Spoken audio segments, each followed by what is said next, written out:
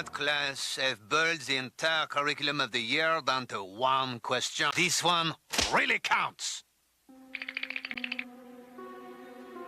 Omelette de fromage? A train traveling at 460 watts from England by the circumference of the city of Wisconsin, terminating an airspeed to ground weight ratio. What city in France would the trains collide? Dexter.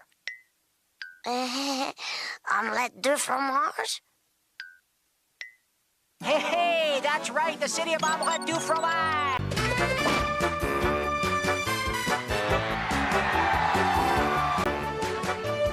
Omelette de fromage! Hey Exiles, Chronic Painless here with a bit of a different video this time. Still going to be talking about my Blade Vortex League starter, but today I wanted to update the tier rankings for the various league mechanics that you can target with your Atlas points. I want to focus on the part of the build progression that is before a Headhunter.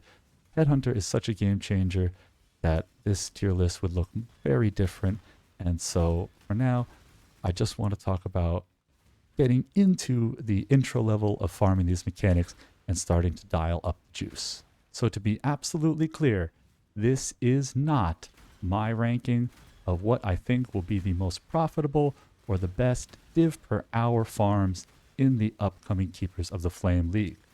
What I'm going to be rating is how well my Blade Vortex League starter can start farming these, start juicing them, and have an overall good time farming them. Blade Vortex has certain strengths, it has certain weaknesses, and the different league mechanics are going to highlight those in different ways, and that's what this tier video is all about. And starting off in the S tier, we have, to probably nobody's surprise if you've tuned into this channel before, Harvest. Harvest is great synergy with the Cold BV because our Blade Vortex is going to cover the entire AoE of the plot as the monsters are spawning. You can also let all of the monsters spawn if you want to, and then take advantage of huge proliferation.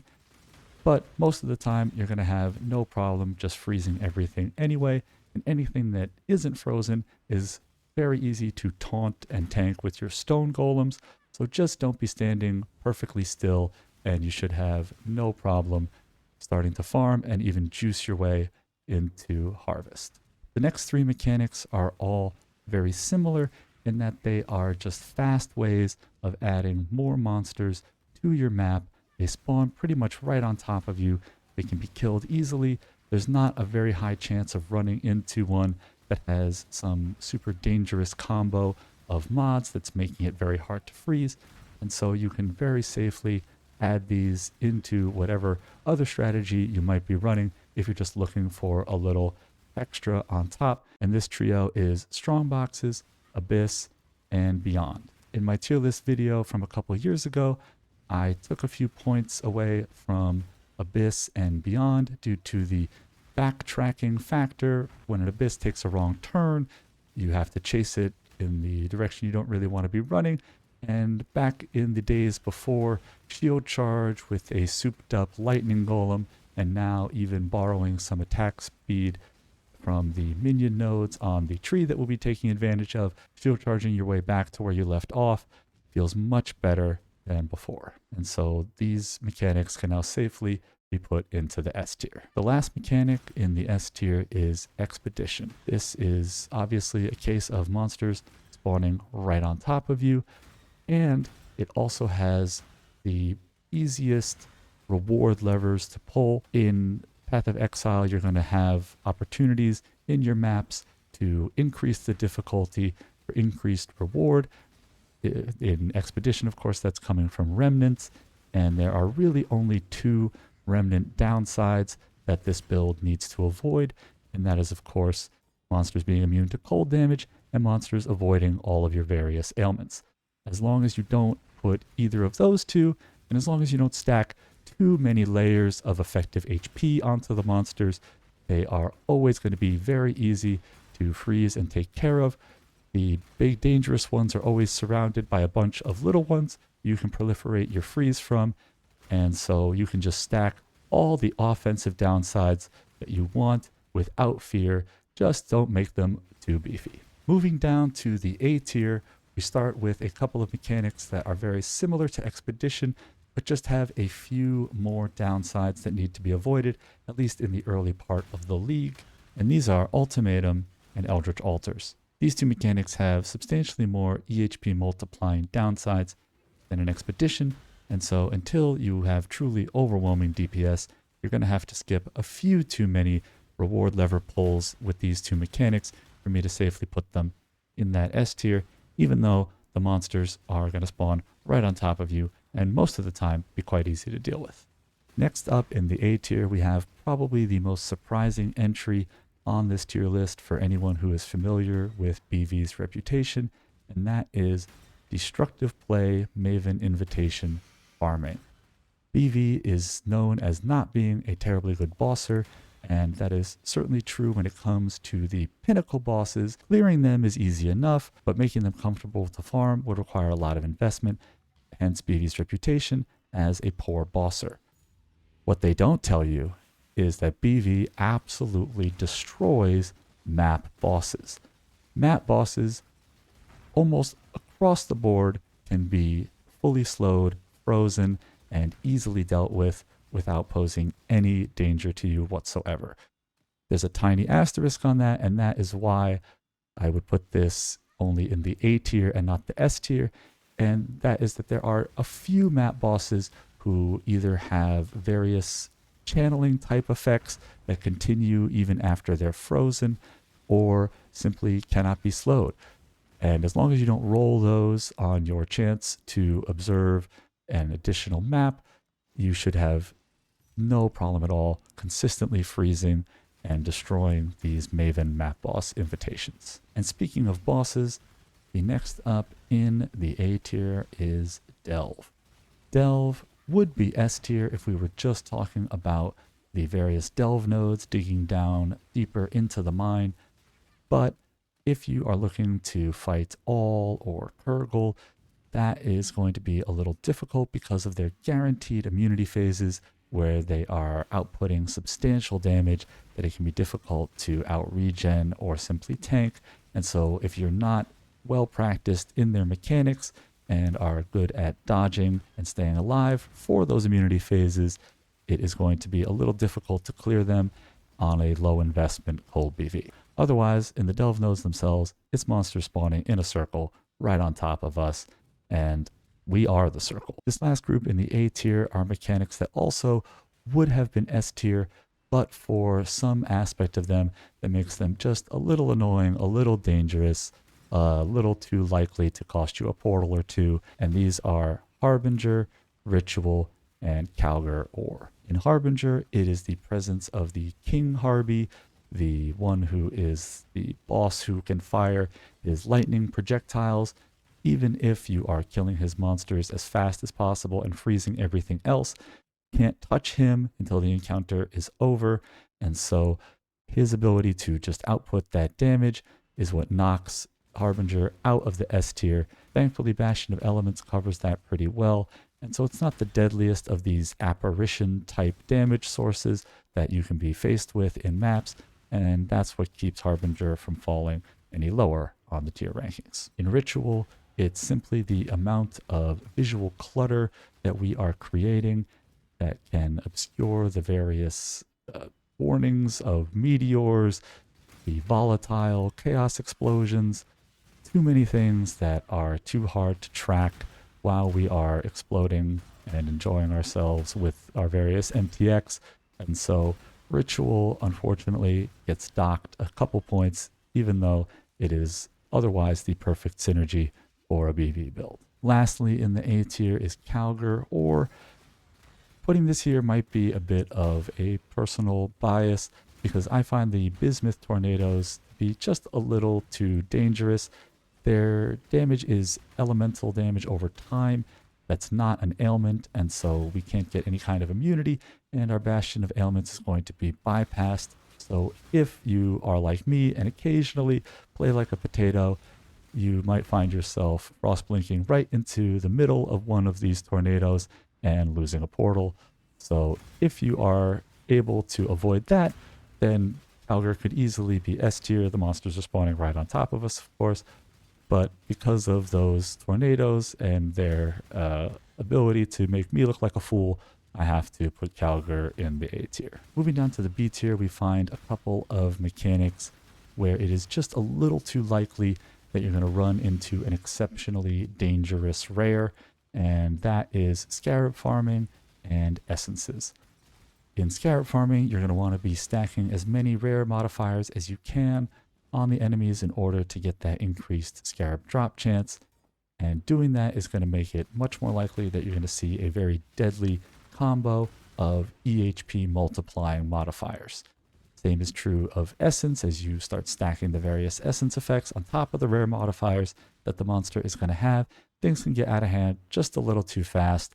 And so farming essences in a lower tier is probably okay, but I wouldn't want to do it in high tier maps. Next up in B tier, we have a couple of mechanics that are just spreading us a little too thin. Even though BV does really good damage and AoE damage and has good clear with explosions, it can still get spread a little too thin if the monster density isn't high enough, or if you are having to sustain damage in too many different directions too far away from each other for a very long time. And based on that description, you might have guessed I'm talking about Legion and Blight. Legion, unfortunately, has such low monster density that explosion chaining is not the most reliable way to clear through it, and certainly not proc the Legion earlier than the timer. You will often have monsters hiding behind a rock somewhere that couldn't be reached, or just an unfortunate gap that couldn't be bridged. And so until later on, when you're able to truly min-max your explosions, Legion is going to be best left to projectile builds. Blight has high variance in its difficulty depending on the actual layout of the Blight. If you're talking about just a single lane, BV can excel, but if you are spread all over the place in 4 different directions, for the duration that a Blight encounter lasts, you're not going to be able to keep your Veil BVs covering you the whole time there, and so it's just a little too awkward to want to rank this any higher than B tier. These last 2 mechanics in B tier are also kind of guilty of making us fight in awkward locations. Incursions, the layouts of those temples force you down narrow hallways, but then also backtracking in those hallways is so much more dangerous than fighting in a narrow space like a toxic sewer, where you're able to just reliably run straight through the enemies and move on. The backtracking, the doors, the just little things you can get hung up on, so shield charging is difficult. All of that makes Incursion just awkward enough that it gets knocked down to the B tier. And the same is true of Betrayal research encounters. Plus, Betrayal also has a danger of the assassins spawning kind of behind you as you are zooming through the map, and then shooting you in the back if you're not paying attention. And so the danger of that, even though they can be frozen if you are careful enough to let them just spawn right on top of you, it's hard enough to make that happen reliably that Betrayal gets bumped down to the B tier. Moving down into the C tier, we have the worst offender in the layout making the fight awkward category, and that is Heist. BV can definitely successfully heist. Vol BV is going to cover a lot of the difficulty here, but the penalty for dying even once in heist is just too high that relying on your Vol BV to bail you out when there is a huge group of deadly monsters waiting behind a door for you and not spawning on top of you, that is what keeps heist down in the C tier. Next in the C tier, we have Rogue Exiles.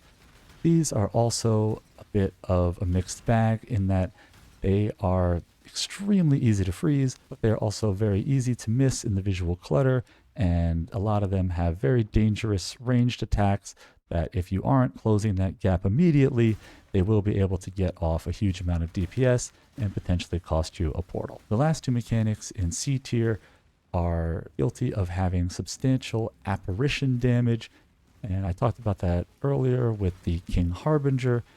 And what I mean by that is damage that can keep happening even if the monster is frozen or in some cases even dead.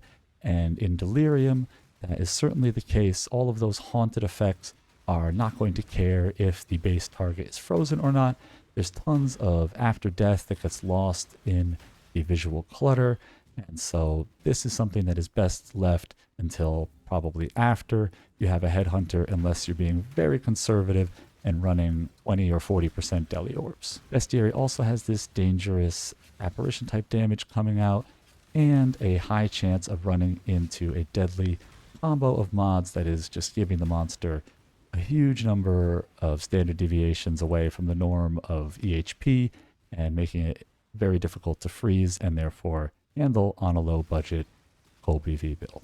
In the D tier, we have two essentially identical mechanics, and these are Maven Conqueror invitations and Maven Shaper and Elder invitations. Unlike the map boss invitations, these are going to contain bosses that cannot be fully slowed and therefore are fully dangerous and should probably not be something that you're looking to farm, even though it is certainly possible to clear these in order to get your Atlas points. You're not going to be wanting to juice up those invitations any further with more mods and trying to actually get any returns out of this. So settle for clearing a white version of these invites once and move on. Finally, we move down to the F tier, where we find two mechanics that aren't exploiting BV's weaknesses as much as they are punishing it for its strengths. BV's best feature is that it can constantly output its damage very reliably in an AoE all around it, and that is the worst thing to do if you are trying to farm Torment or Atlas Thread Petal abilities. Both of these mechanics require you to not deal damage for long enough for them to actually buff any of the monsters, and BV can't turn its damage off. It's just not how it works. You can't ask BV to stop being what it is, and because of that, these two mechanics are really making us suffer from success, and that is why they will always be down in the F tier. So remember, when you're looking for a farm for your BV, you want to look for monsters that are spawning right on top of you. You're going to want to look for monsters that are unlikely to suddenly be much more beefy than you might have expected. And you're looking to fight in locations that are not forcing you down awkward hallways or waiting behind doors. And of course, you don't want to farm a mechanic that's going to require you to not deal damage in order for it to actually take effect. That's all I've got for this video. I think this will be my last YouTube update before the actual league launch on Friday. I'm going to try to get in a couple of practice streams before then. So come and say hey, or don't. I'm not your boss. And until then, try to stay painless.